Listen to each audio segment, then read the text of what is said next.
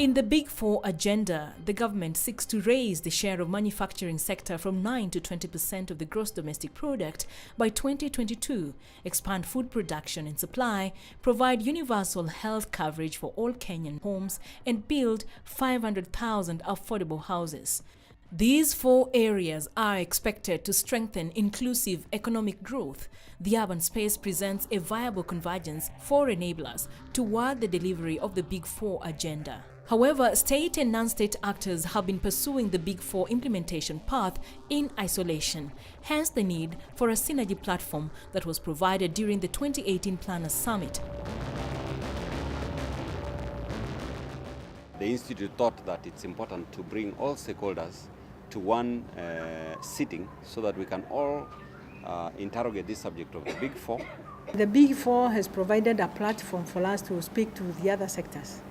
And we have had a moment of cross-pollinating each other's minds in understanding that planning is not only centered to planners. It is a multi-sectoral approach to giving solutions to issues affecting society.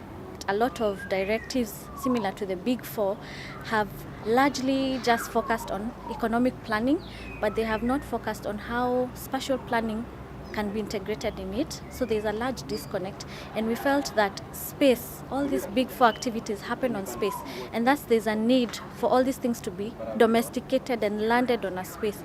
And that's why we felt that it was very important that planners, spatial planners particularly, bring together all the players so that we can have an integration of economic planning and spatial planning, which we believe is something that will allow for integrated development going forward in implementation of the Big Four. Our key interest in this planning regime and the Big Four relates pretty much with the grassroots communities and their ability to self-organize and plan, which is what the Civil Society Urban Development Program platform does. Our fathers of the nation, they were talking of food, shelter and clothes. If we want to be satisfied, we should make sure our people are having food. That is food security. Shelter, that is affordable housing. Clothes, it goes with manufacturing. So the Big Four agenda is very important. It's a pleasure to see this initiative take off, much so because as an implementation program, it represents a hope for actualizing the Vision 2030. The conference represents the first ever national conversation on the Big Four agenda since its launch. I'm hearing we are going to deliver 1 million houses, but I'm not hearing what these houses are going to do to the health agenda that is also part of Agenda 4, or is even going to do to the sustainability agenda. So we manufacture, we build houses, then what happens to the environment and the health? And what happens to the sustainability when we sap up our water resources? The serious problem we are now observing is that of the professional squatter. Because you are settling somebody today, you give him a title deed, he sells his title, and he goes to settle elsewhere as a squatter the following day. How do we end this problem? When it comes to disaster risk management, what are the adaptation strategies that we are putting in place? And in this area, I want to also challenge our scholars, the universities. Have we developed certain standards, certain guidelines, programs within our, our training program, which would handle issues of urban resilience? We have had challenges, especially in the affordable housing and planning, where counties have inadequate number of planners who can support them to undertake planning. Because we believe that if counties do not plan, then it will be very difficult to place these investments for the Big Four agenda. Where do we put the hospitals? Where do we put the affordable houses? Where do we have the land or the farm to undertake the agriculture? Because we need to zone agricultural land to protect that land so that the investments that we are making towards agriculture then go to the right pieces of land. Prepare people to participate in the development of the Big Four, whether it is health, or buildings or whatever you are doing for the people. Let them be party to their doing, preparation, implementation, and finally management of their own lives. The conference is a very good idea that we can be together with the planners, because we have had a big challenge when we are doing our roads. You find that sometimes you need land, you have to pay for it, but if you work with the planners, you can go around those things like we did when we were doing upper hill roads.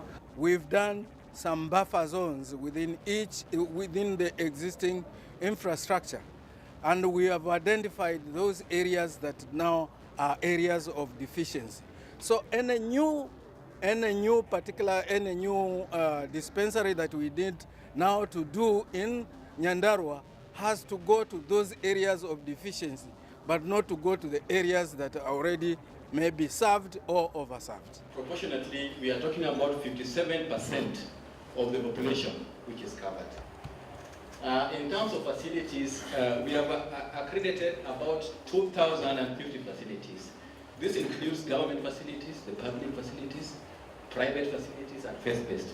The capital market industry is offering real estate investment trust, whereby a pool of people gets together and then they buy property, or actually they build property, and then they're able to benefit from the property. The other thing we're trying to do is create a warehouse in Kenya, and housing receipt system, whereby Kenyans are able to take their produce to the warehouse and then they get a receipt, which they can either use as collateral for obtaining loans or obtaining monies which they can use to expand their farming. There are many scientists at NEMA who do not understand the concept of urban development. And that is why we have problems about even determining what riparian reserves in urban places are, or what riverine development is, for instance. So I think we are on the right trajectory there. And so you must help us in NEMA to be able to contextualize urban development, which is something that really makes life difficult for me. There was a case in court where somebody was suing the government for banning the production of plastic bags because it had invested heavily. And the government did not defend itself. Is the ban dead? Can we now have plastic bags around? We have many cases that we've taken to court because we have the water quality regulation that is working. Plastic ban, it is real, it is there, it is happening, we are enforcing it.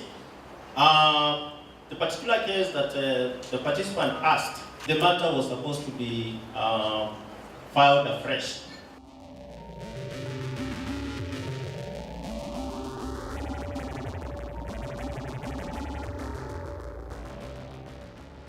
The land aspect is very crucial to us. Housing talks to manufacturing. Manufacturing relates to health. Health relates to agriculture, and so on and so on. So how that finds its interpretation in space became our concern. The Commission shall facilitate setting aside of land for the Big Four, working in collaboration with county governments. So far, the Commission has helped some counties. One of them is Machakos, through the establishment of the Machakos New City. As we think through the fundamentals of the Big Four agenda, and therefore the Kenya Vision 2030, we take our time to interrogate the issues together with a view to finding solutions to the challenges that we face as we go through the implementation process of the Vision 2030. And for registered fiscal planners, it is time we played our role to contribute to the development of this country. Our joy as we go out of this conference is that all the planners who are here do and indeed accept that social planning is critical in delivering on the Big Four agenda, and more particularly in enhancing inclusivity of our urban areas. And I think we've had a very successful conference in the sense that we've been able to to all of us come to an understanding of what needs to be done in order to make the Big Four agenda fly, so that it's not just something that we keep hearing on TV, but rather we now move towards an implementation program, so that come 2022 or whichever period that is that was intended, we actually can start seeing the fruits of the agenda. As a coordinating platform, CSUDP and its partners can only look forward to a more consultative and a people-centered approach to service delivery.